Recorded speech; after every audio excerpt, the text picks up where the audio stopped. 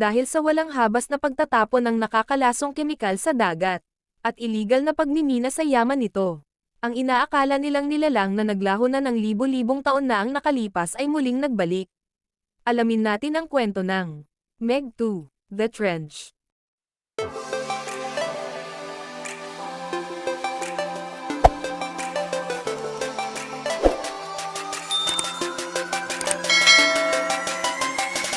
Si Jonas Taylor ay lumabas mula sa isang container van.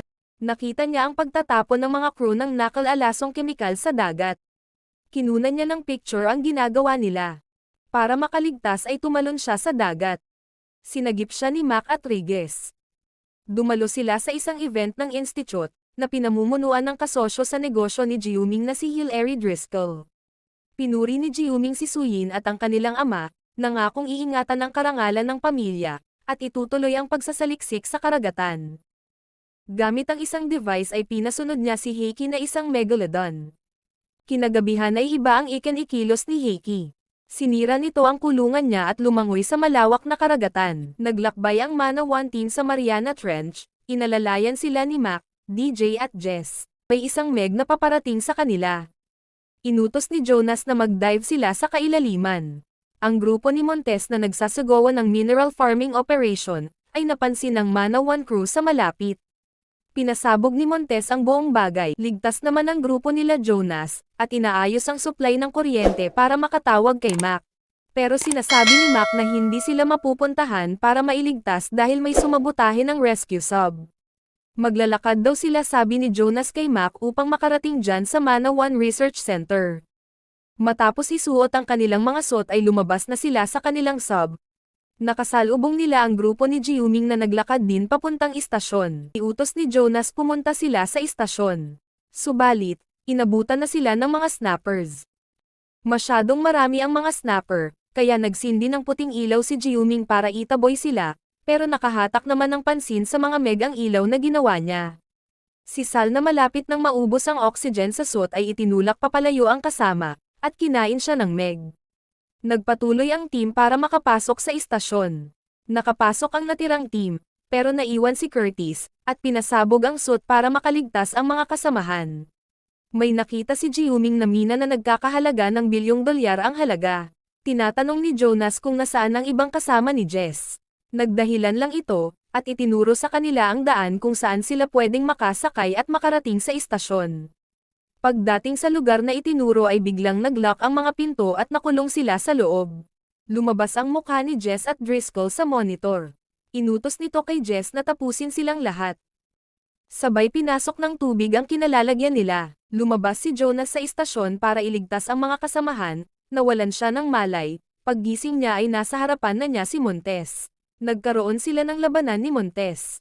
Nag-api niya si Montes, at malaya niyang nailigtas ang mga kasamahan. Umalis na sila sa istasyon at nakita nila ang pinsala na ginawa ng pagmimina ni Montes. Biglang may lumabas na higanteng nilalang na maraming galamay. Nakabalik na ang team nila Jonas sa Mana 1. Kasunod nito ay dumating din si Montes. Iniligtas ni Jiuming at Jonas sila Mac at DJ sa masasamang loob. Dumiretso si Montes kay Jess at binalita nito na nandito ang Mana 1 team. Sa di kalayuan ay nakita nila Regis at Maying ang 3 Meg na paparating sa lugar nila. Habang kausap ni Jess si Driscoll ay may umaaligid na Meg sa kanya, bigla siyang kinain nito. Tumatakbong lumabas si Montes para makaligtas. Umalis na ang Mana 1 team sa research center, gamit ang sagwan upang hindi lumikha ng ingay para makaiwas sa Meg. Akmang babarilin na sila Jonas ay biglang lumabas ang Meg at kinain lahat ng tauhan ni Montes na nasa bangka. Agad nilang pinatakbo ang bangka para makalayo sila sa lugar na iyon. Si Jonas ay gumagawa ng sibat na may explosive device. Ito ang Fun Island, isang resort. May lalaki na nagpro-propose ng kasal sa kanyang kasintahan, aksidenteng nalaglag ang singsing. Dinampot ito ng lalaki, nang ibibigay na ang singsing ay nawala ang kasintahan. Biglang may bumangga sa yate nila at tumaob.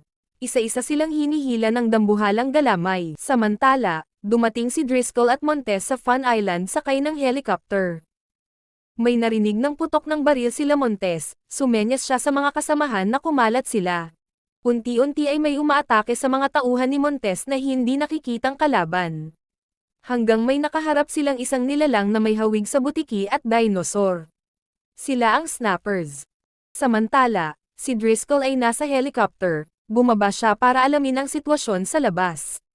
Pagbalik niya sa loob ay may snapper na nakapasok at kinaladkad siya nito papuntang kakahuyan. Ang tatlong Meg naman ay nasa Fun Island na at sinimulan na nitong kainin ang mga tao. Na-corner sila Jiuming ng mga tauhan ni Montes. Napindot nila ang switch ng roll-up at pumasok sa loob ang mga snapper. Inatake ng mga snapper ang mga goons habang sila ay tumakbo palayo. Sumabog ang bodega, at nakaligtas silang apat. Si Jonas ay hinahabol ng 2 Meg, nalaglag siya sa sinasakyan niyang jet ski. Kakainin na siya ng 1 Meg ay saktong napatakbo niya ang jet ski ng mabilis. Hinarap ni Jonas ang 1 Meg, gamit ang sibat na ginawa niya ay pinasabog niya ito. Ang pangalawang Meg naman sana ang tatapusin niya nang may biglang may bumaril sa kanya. Si Montes, at hinahabol din siya nito. Nasa helicopter si Jiuming ay ililigtas niya si Meiying, pero nakapitan ng galamay ng octopus ang helicopter at bumagsak. Nahawakan si Jiuming ng octopus at dinala siya sa ilalim ng dagat. Tinarakan ni Jiuming ang octopus ng pampasabog, paalis na siya ay nahawakan pa ulit siya. Mabuti na lang at may 1 Meg na dumaan at sila ang naglaban. Nagtatago si Jonas sa ilalim ng tulay, habang hinahanap siya ni Montes, nakakuha siya ng kapirasong kahoy at isinugit niya ito sa paanan ni Montes. Nagkaroon sila ng maikling labanan. Akmang babarilin siya ni Montes ay sinipa niya ito at sakto sa bunganga ng Meg. Ililigtas ni Jiuming si Mac, at may 1 Meg na aatake sa kanila. Kinuha ni Jonas ang pakpak ng helicopter at gumawa siya ng ingay para siya ang balingan ng Meg. Sinugod siya nito at natusok ang Meg na ikinamatay niya. Paalis na sila ay may 1 na namang Meg ang dumating. Si Heiki. Sinubukan ni Jiuming na pasunurin ito sa utos niya, at nagawa niya naman. At dito natatapos ang kwento. Sana ay nagustuhan nyo. Comment down below po kung anong masasabi nyo. Paki-like at subscribe na rin po. Maraming salamat po.